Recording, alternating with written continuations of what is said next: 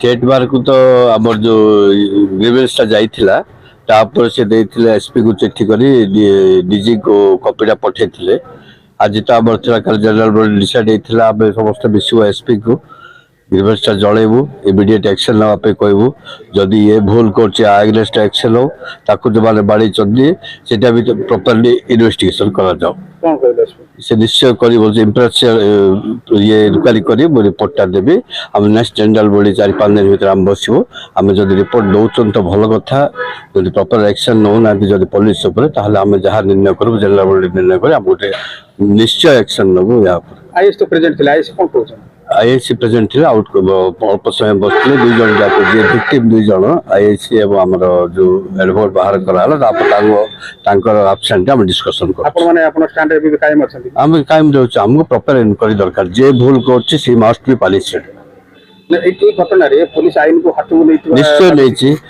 देखन video camera रे जे मान देखौछन ये पार्टी करछि पीछि ठीक अछि तमे ये स्टेशन एंट्री हेबाटारू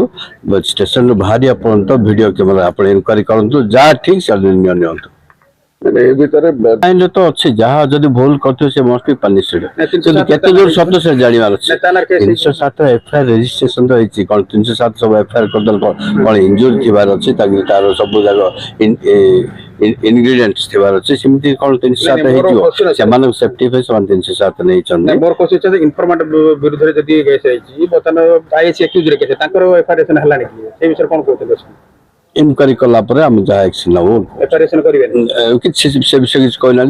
आफ्टर इनक्वारी हम एक्शन नबू एफआईआर कला पर इनक्वारी करे कथा आपण कहलो हम कहछु हम डिमांड करछु किंतु ता देखियो ता कोन करछन फर्स्ट आज तो संगे संगे एफआईआर करतेले तो विदाउट इनक्वारी सेटा भी पचारलो हमें